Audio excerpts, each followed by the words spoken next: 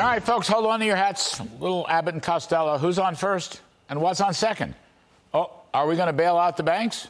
Is there going to be moral hazard throughout the land? Well, Treasury Secretary Janet Yellen can't seem to make up her mind or get it straight 2 days in a row. Take a listen. The public should have confidence in our banking system, and it's our intention to remain vigilant in the days and weeks to come.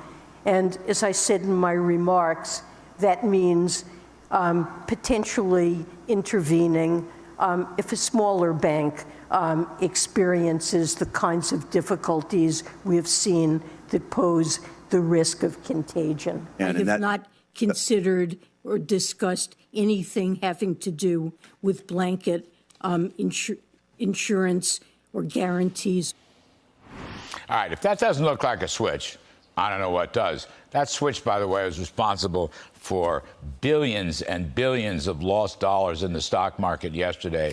And again, nobody knows what she said. Now, if there are any doubts, let's look at the headlines from Tuesday after she first spoke. Yellen says U.S. will intervene if needed to protect smaller banks. That was Bloomberg, March 21st. Treasury Secretary Yellen says the government could backstop more deposits if necessary to stop contagion. That was CNBC, March 21st. Yellen says U.S. could move to protect deposits at other banks. That was the Wall Street Journal, March 21st. They can't all be wrong.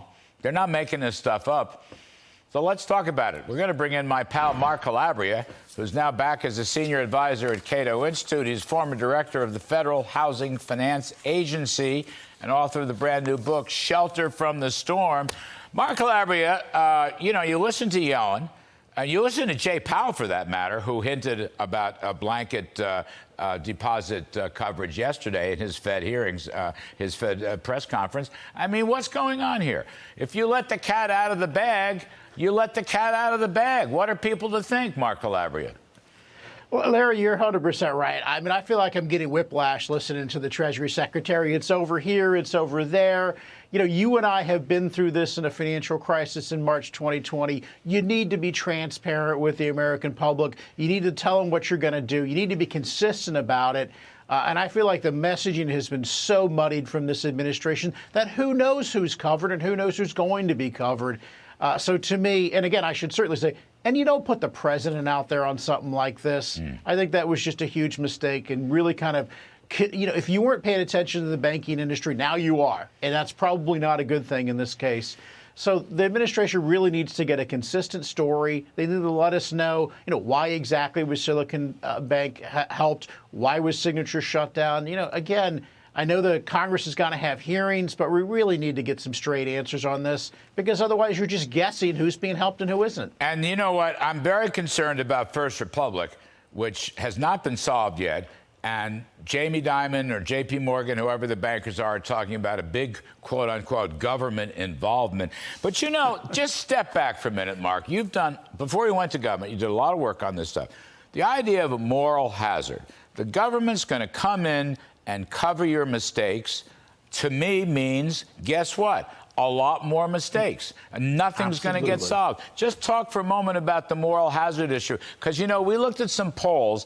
Biden's polls have plunged since the March 12th Sunday night bailout of Silicon Valley. And I think ordinary folks, typical families, are a lot smarter than these government bureaucrats. You're absolutely right, Larry. I mean, you make it so people don't bear some cost of their mistakes. They make more mistakes. It's Econ 101.